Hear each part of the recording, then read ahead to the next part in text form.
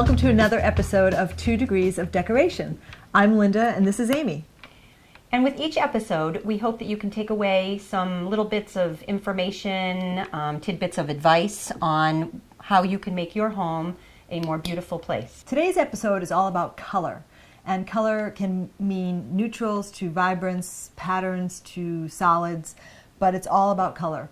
And I guess the most interesting thing about color in 2016 is that Pantone just recently introduced their 2 colors for the year, which is rose quartz and serenity, which to a lot of people translates into light pink and baby blue.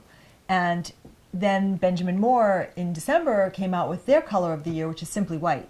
So all really neutrals, very soft palettes, as opposed to 2015 when the color of the year was Marsala, which is that deep, bold, vibrant burgundy wine, I guess you could say. Right. And I don't think that from a day-to-day, or at least the interaction we have with homeowners, those are particularly the colors that we need to follow, but they just sort of give you guidelines on where you might want to go with various pops of color in your house. What we want to do today is talk about what the real colors are and what the people really are looking to decorate their house with. So it's great that we're told that what the popular colors are for the year or going to be, but are those colors really resonating with homeowners? That's the question, because while they're light blue and light pink, how many people can actually incorporate those colors into their existing color schemes?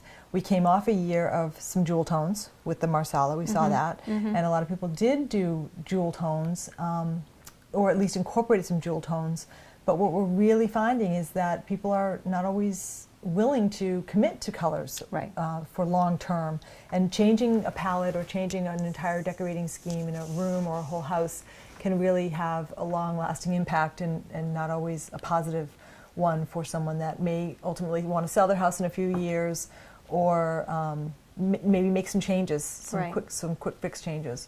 So we're seeing a lot more of an interest to keep everything a little more neutral. Right. Neutral seems to be the word of this upcoming year, and neutral again can mean a lot of different things to a lot of different people. It can be beige, white, cream. I mean, what other colors do we have? That are neutral. Greige is the new greige. Yes, is the term, right. The combination of gray and beige together, right. But I think not only does it make people feel safe, but it also, those colors can be typically warm and cozy, and I think in New England that tends to be one of the things that we're trying to work toward, in this area. Right. So we're going to show you a couple neutrals that we think can be great tones for your entire first floor, let's say, or even first and second floor, maybe the whole house, if you keep everything neutral, and then from room to room, work in your colors and your patterns, and maybe some wallpaper, and we're going to talk about that a little bit later. Right. And I think we should try to show what people typically have considered neutrals, as opposed to some of the things that are now your in-style neutrals, or that add a little bit of pop of color but can still work and not make the homeowner feel like they've committed too much to any particular color. Right, because we talked about the old neutral versus the new neutral, and for some people, and for most people, old neutrals were just very solid, very singular patterned, very, very plain fabrics, let's say, in the fabric world.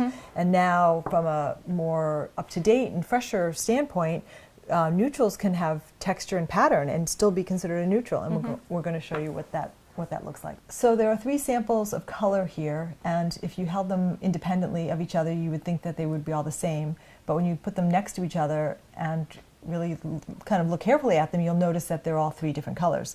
And they're actually probably 3 of the most popular colors that, say, a new home, if a contractor is picking colors for the new home, he might or she might pick these colors to have as the main floor, almost maybe even the entire house.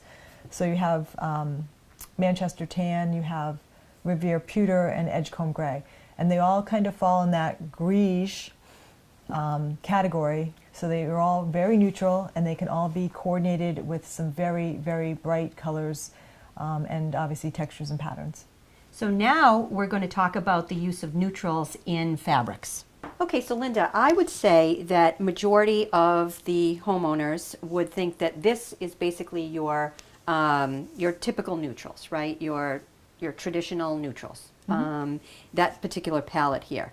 Now, if we were to move over to here and take a look at these particular fabrics can also be considered a neutral. And I know that some people may say, oh, wow, how do you do it? But what we're going to do is let's show them how we can take one fabric, an additional fabric, place it down with our, our neutrals here, and also then move it over to these more updated neutrals and see how they definitely will work together. Okay? Sure.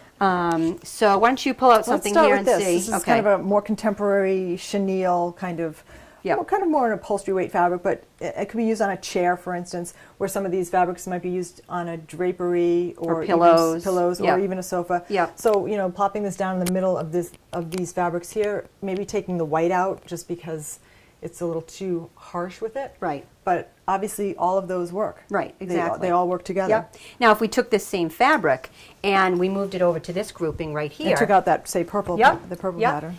There we go. We've taken that same fabric with our traditional neutrals and more of our updated neutrals, and yet we can work it into both of those schemes. Right. Right. So let's say take this out now, this more contemporary, and put this purple back in, and then we could take a larger scale. This is the linen, and it might be used actually more for a drapery pattern, whereas this might be a chair. The little animal, the kind of baby animal print here would be used maybe on a sofa or a chair. This could be used on maybe, again, a sofa or a chair. This might be a pillow because it works really well. And then you have this larger scale. And because it is a larger scale and everything else is a smaller scale, it works really well. Right, and right. It helps to kind of tie in a little bit of purple. So this back area here is basically your neutral. This is where your real pop is coming out with this. And if we take this one now, and let's bring it over to our other more traditional and it's a toned down palette, but not really that pop of color that we were looking at earlier. Right. But then we can take this smaller purple print again, even though we have texture and texture, they're different shapes, so that works. Right, absolutely. And let's find one other two or a couple more. How let's take this with the blue. Let's take this in, and we could actually take this with our navy, this with maybe a little silver metallic, and maybe we could even do this gray with, again, a large scale floral. This can go navy, it can look a little gray, but we have this gray that almost looks a little blue. We can take this out, and we can even throw in this neutral, just this neutral creamy color. Right. And again, if this is a sofa that you have, you don't want to have it reupholstered, or a chair, or this is again neutral and you want to tone things down, you don't want to add another pop of color. Right. You can certainly, again, kind of neutralize the whole thing. And a large scale, again, will always work with a small scale. Right. Now let's try to bring this one over here. Like we are just trying to compare and show you that no matter if you've gone with your traditional neutrals or your updated neutrals, that various patterns can move from one place to the other. So as much as a homeowner may think that this is all they can think of as far as being a neutral, that really when it comes down to it, that these colors here can certainly be, neutrals also. Right. So I think it's important for people to understand that they can work with some of the fabrics that they have that they don't think right now are neutrals, or they feel like they have to bring in a tan sofa or chair, just so that they can tone the space down, or particularly, use it with something that they have. It isn't always that way. Right. And look at this. This is what I would consider a pretty bold print, and we could put it here, and that could be our drapery. It could be our pillows. That, again, that textured kind of tweedy dark brown could be our chair or sofa. A solid gray could be our chair. And there's so much in this that ties it all together, because you have your dark brown, you have a little bit of purple. We could even do a pillow in this on the in the room, and it could be on this, it could be on this gray. Again, all really just kind of tying the whole color story together. And again, we're talking about using as wall colors some of these neutral colors. So, which work with all of them. Works with all of them. Right, works with all of them. So now we've talked about neutral paint colors and neutral fabrics, and how we can incorporate some other patterns into neutral fabrics. And now we're going to talk about patterned wallpaper and textured wallpaper. So an alternative, maybe not in every room, but maybe where you can have some fun and do some, maybe be a little adventurous in maybe a powder room or a study or a mud room where we could use, where you could use wallpaper. So it's very popular. Again, it can take the place of paint or can really go well beyond a painted wall. Right. I think that, you know, for the people who really are feeling like neutral is really where they want to stay, but they want to get a little pizzazz to it, right. They can certainly go ahead, and these grass cloths are great. They have the great texture. They have different shades of those, you know, tans and beiges that we were talking about, but they don't go to the, you know, complete extreme. Right. You know. Well, these do. Yeah. Well, yeah. These are good examples of going to the complete extreme. So, you know what, I think we should talk about the fact that there are people out there who don't really need to stay neutral and love to have color in their home. And this is a nice way to add that color to your home without having to add it to every single room in your home. So, for instance, a powder room, you know, that first floor bathroom, or that mud room, or even the additional space you have in the lower level of the house. That's where you can really show some of your personality and take that chance on various colors and patterns and things of that nature. And wallpaper is still a great way to do it. Again, you have the textures again like you do on your neutrals, but you're adding this, you know, pop of color. And again, these, when we talk about having those updated neutrals, these can certainly be your backdrop, and this can be your color that you're using in those spaces, and everything else in addition to them can be neutral. For instance, in your powder room, you could have white or cream towels, you know, and yet this is your color. And when they walk in, that's what they see. That's the personality of that space. Right. And that, again, can even be in a more public space. For instance, a mud room or a study.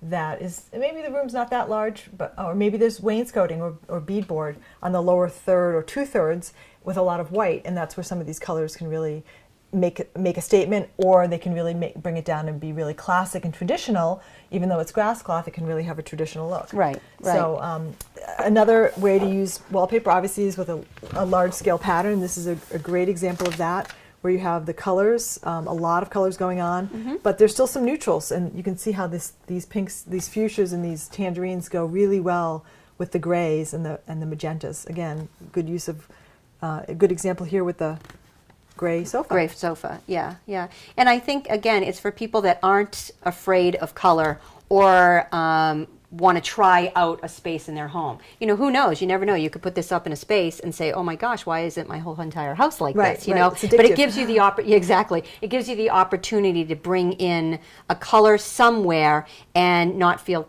totally committed. Right. Even a wall. You know, one wall of wallpaper can be a really, really nice feature in a room. For years, we were doing one wall of paint. Say, for instance, an accent wall.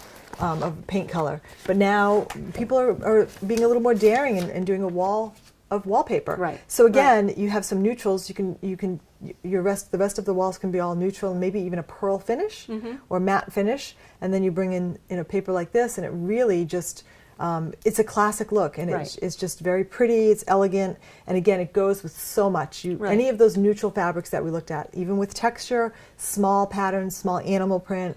Small checks can really work with this. Right, right. Here's another good example of color. Again, background neutral. You've got this beige that would go fantastic with that Manchester tan that we looked at. And then the navy. Navy is kind of the new black, neutral in terms of decorating. Goes with so much, pairing it with that green, that apple green. Right. Right, and this can be your punch of color. Right. You know, that one wall or the entire space can be this punch of color, and then everything else can be those neutrals or those traditional neutrals that we were talking about. Right. So just flip to a few others. Orange. Yep. Great. Again, it's paired with gray. So as we close our episode, we like to take some questions from our audience in regards to some decorating suggestions, ideas. And so our first one comes from Marie in Natick. She says, "I have a sofa and a chair, but I need more seating, and what can I do?" So this must be in like a family room or a living room that she just wants to add to? When the family comes for the holidays and things like that, she's not quite sure, obviously, where she's going to get everybody, how she's going to get everybody into that particular space. So, depending upon how the space is set up and if you're limited to space, a couple things you could do is you could actually get a couple of small ottomans that might fit under a sofa table of some sort and be able to put those underneath when not being used and pull them back out when you have guests. Another thing to do too is maybe off to the side there might be an area for a bench, or you might have the availability to build a window seat and add, cushion on there and a nice seating area when you have that additional, additional company come in. And the other thing to do too is keep in mind that sometimes in your dining room you may have 6 chairs around a table, 2 may be sitting off to the side, and you can always pull that seating in also. And sometimes people like to coordinate their fabrics in those 2 spaces so that it looks like it actually belonged in the space. Yep. Great. So I have a question here from Danielle from Holliston, and she asks or says she has some favorite pieces of art and I want to incorporate them into a room. How can I do this? So artwork is always interesting. It's always subjective. We really find that, and some people are really wedded to a particular piece of artwork or a particular sculpture. But in any event, you can coordinate it with really anything in a room. I think artwork, and again, I'm saying I think because it's subjective. Right. And you may have a different feeling about this, but as long as the piece of artwork is near and dear to your heart and you love it and it has maybe sentimental value or maybe an heirloom or just something that you really love, then bring it in the room and maybe find a piece of cloth, fabric or some kind of element that might have a little bit of the color from that piece of artwork in the room. So maybe just have little trails of it or little repeats of it throughout the room. But in all fairness, if you love the piece of art, it's open game. You can do whatever. You can really do whatever you want to do. So don't be afraid to use it. It might be a piece of contemporary art and you have more of a traditional home, or it might be a little more arts and crafts style and you may have a more contemporary home. But anything goes, and really it's about having the confidence to use it and hang it at the right height, put it in the right place, make sure the landscape or the orientation of it is correct on the wall. Those are more important, I think, than actually making sure that that piece of art matches your room or your decor. Right. I think another piece to that also is that when you walk in the room, you want it to, you may want it to be your statement piece, but you may not want it to be your statement piece. So you have to consider those things also. If you don't want it to be a statement piece, maybe you coordinate with the colors you have in the room, and if not, and you want it to be that statement piece, go for it, like you said. And every room really needs one wow factor. I think that's a really good rule that that you can take away from our show is every room needs that one wow factor, and that could just be a piece of art, a piece of fabric in the room, a piece of furniture. So. Right. Well, speaking about that, Mary from Southborough says, I love animal print and want to use it. And we know how we feel about animal print, right? The rule of thumb typically is to only have one animal print per room, but you can actually have it in every room, and they can be on different scales. You can have a larger print, a smaller print, but they're so fun, and they have such longevity to them, and they unbelievably they can coordinate with just about every fabric, and that's the craziest thing about it. Right. Right. So you could do a zebra print in a black and white, and you could have a completely different color scheme in your room. But black and white goes with everything. Right. And the scale is important. So like you said, you could have a baby cheetah print in one room, and then from another room you may see it, but you might have a giraffe print on a rug or on a wall hanging or in a piece of artwork. So in that case, it's absolutely okay to have it in more places than one in the house, but maybe only just one in the room. And maybe that's your wow factor, you never know. So, but you should talk about that question from Annie in Hudson about the pattern or solid area rug too. Oh yeah, rugs, area rugs. She asks, how should I determine if I should use a pattern or a solid area rug? That's tricky.